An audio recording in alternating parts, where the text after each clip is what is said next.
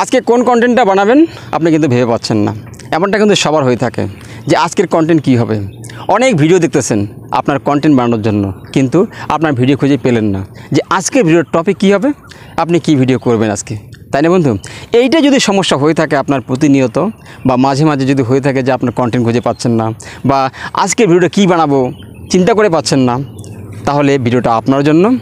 এই ভিডিওর মাধ্যমে আশা করি কন্টেন্টের অভাব থাকবে না বন্ধু।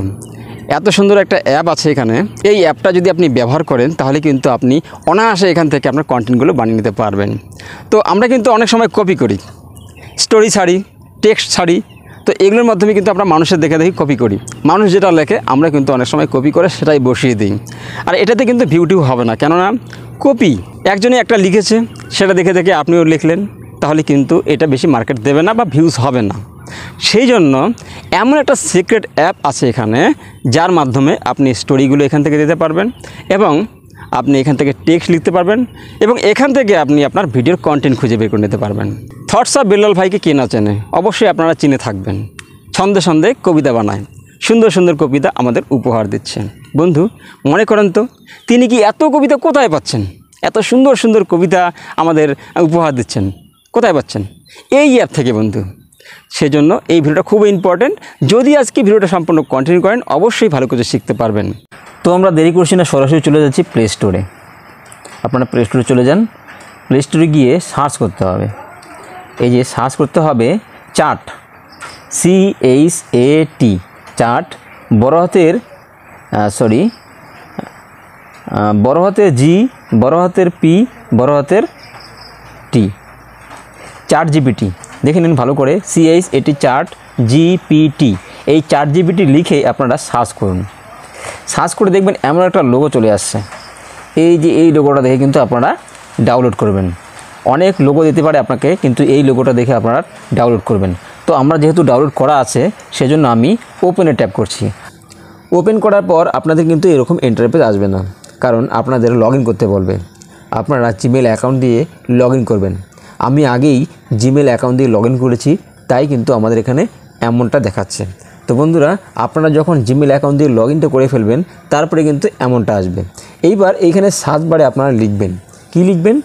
আপনি কোন কন্টেন্টটা বানাতে চান, বা good evening, good night, good morning, এইভাবে আপনারা টেক্সট যে লেখেন সেই টেক্সটগুলো আপনারা লিখতে পারেন। এখানে আমি গুড ইভিনিং দিয়ে একটা কবিতা লিখতে চাই, তো আমি এখানে গুড ইভিনিংটা লিখব।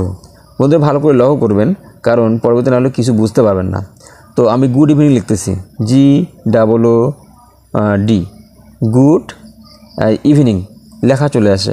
গুড ইভিনিং এই যে দিয়ে একটি কবিতা বানিয়ে দাও, 2 লাইনের। তারপর এইভাবে লিখে আপনারা কী করবেন, এই যে দেখতে পাচ্ছেন এই জায়গাটায় আপনি ট্যাপ করবেন। গুড ইভিনিং দিয়ে একটা কবিতা চলে আসবে, দেখুন গুড ইভিনিং দিয়ে সুন্দর একটা কবিতা চলে আসছে। লিখেছে, গুড ইভিনিং বলি তোমায়, সন্ধ্যা নামে হেসে, মনের আলো জ্বেলে ওঠে বন্ধুত্বের। এরকম ভালো ভালো কবিতা চলে আসবে।